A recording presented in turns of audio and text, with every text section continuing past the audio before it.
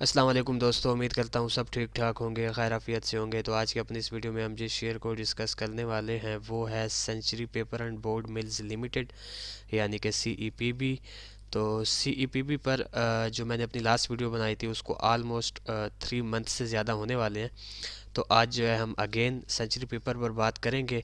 तो ये इस वक्त CEPB का वीकली टाइम फ्रेम आप लोगों के सामने ओपन है। सबसे पहले इसकी प्रीवियस हिस्ट्री के ओवरव्यू का एक हल्का सा टच मैं आप लोगों को देता चलूँ कि अगर आप लोग इस एरिया पर फोकस करें तो 11 जनवरी में जो है 2021 में हमें जो है CEPB में एक हाई देखने को मिल रहा है राउंड अबाउट 104 रुपीज़ का। तो इसी हाई पर इसने जो है एक डबल टॉप पैटर्न की फॉर्मेशन बनाई और उसके बाद अगेन इस एरिया से अगर आप लोग फोकस करें तो सेलर्स की हमें ठीक ठाक इसमें एक्टिविटी देखने को मिली और एक ओवरऑल जो अपना मेजर ट्रेंड था इसने जो है वो शिफ्ट किया डाउन ट्रेंड के अंदर। तो मींस के सेलर इसे ठीक ठाक डाउन साइड की जानिब ले आया और सेलर्स ने जो इसमें एक रिसेंट लो हमें क्रिएट करके दिखाया है वो है इसका 22.50 यानी कि 22.5 रुपीज़ का एक लो इन्होंने क्रिएट किया और ये लो इसने क्रिएट किया 2023 सितंबर के अंदर।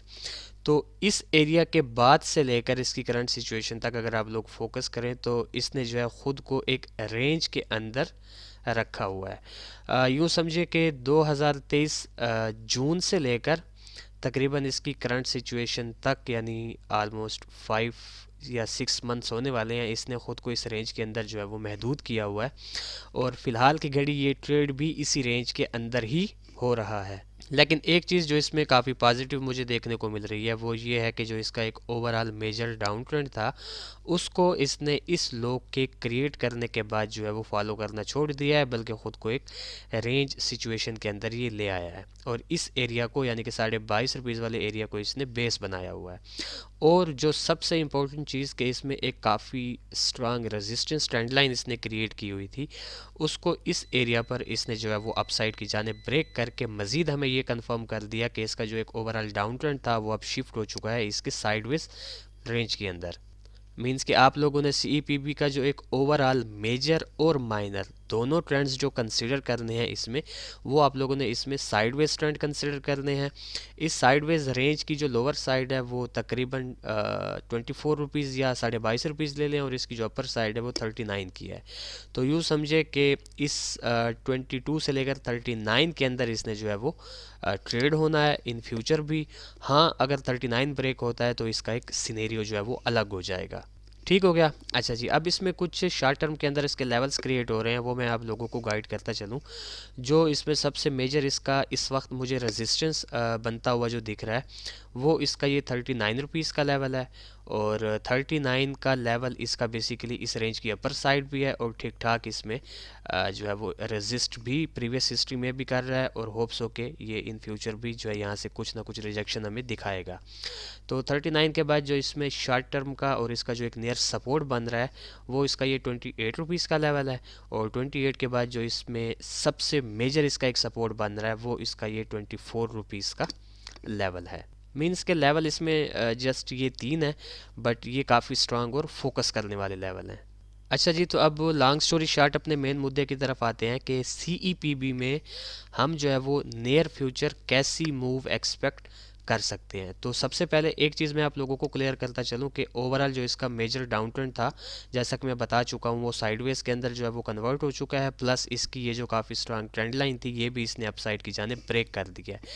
तो ये अब हमारे सामने एक सिनेरियो तो ये आ गया कि ये एक रेंज के अंदर है। अब उस रेंज के अंदर हमने देखना है कि 24 से ये जो है वो उठ रहा है और ऑलमोस्ट इसने जो है वो 36.50 के लेवल को रेस्पेक्ट करके ये डाउन साइड की जानिब अगेन आया है। तो अब हमारे पास इस माइनर ट्रेंड के अंदर ये चीज़ कंफर्म है कि जो है ये माइनर ट्रेंड के अंदर शॉर्ट टर्म के लिए अपसाइड की जानिब जा रहा है। तो उस चीज़ को भी देखते हुए इसमें से जो एक मूव मैं एक्सपेक्ट कर रहा हूँ पर्सनली वो ये है कि 31 के राउंड अबाउट ये इस वक्त ट्रेड हो रहा है। तो मेरे ख्याल से 31 से जो इसमें से पहली मूव मैं एक्सपेक्ट कर रहा हूँ वो ये है कि मैं इसको इस 28 रुपीज़ के लेवल तक जो है वो आता एक्सपेक्ट कर रहा हूँ। इस 28 रुपीज़ के लेवल से जो है फिर चांसेस काफ़ी ज़्यादा हैं कि अगेन ये हमें 39 रुपीज़ तक की मूव दिखाए। अब अगर ये 28 तक आता है और 28 से ये 39 तक की हमें मूव देता है, तो 39 पर आप लोगों को लाजमी इसमें एक हल्की फुल्की सी रिजेक्शन मिलेगी, मींस कि ये एक पुल बैक दिखाएगा डाउन साइड की जानिब। तो ये बेसिकली मैं इसमें से जो है वो एक सिनेरियो एक्सपेक्ट कर रहा हूँ। अब ठीक इसी तरह इसमें से जो मेरा एक सेकंड सिनेरियो है जो मैं एक्सपेक्ट कर रहा हूँ वो ये है कि लाइक अगर ये 28 के लेवल तक नहीं आता, 31 से ही ये रिवर्स बैक करता है, क्योंकि अगर आप लोग ये दो कैंडल्स देखें तो ये एक रेजिस्टेंस था, इस ग्रीन कैंडल ने इस रेजिस्टेंस को ब्रेक किया और ये जो इसकी करंट वीक की कैंडल है ये रेस्पेक्ट कर रही है इस रेजिस्टेंस को एज ए सपोर्ट। तो होप सो कि अगर ये हमारे इस ब्लू एरो वाले सिनेरियो को फॉलो नहीं करता बल्कि यहीं से हमें रिवर्स देता है, तो फिर हम इसको यहाँ से सीधा 39 रुपीज़ के लेवल तक जो है वो जाता है एक्सपेक्ट करेंगे, और 39 रुपीज़ के लेवल से सेम फिर अगेन हम इसमें डाउन साइड की पुल बैक को एक्सपेक्ट करेंगे।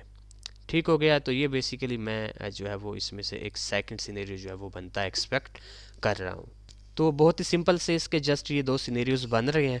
अब मैं जल्दी से इन दोनों सिनेरियो के ट्रेड प्लान्स आप लोगों को गाइड करता चलूँ कि आप लोगों को जो है वो इसकी करंट सिचुएशन पर जो है वो कैसे रिएक्ट करना है।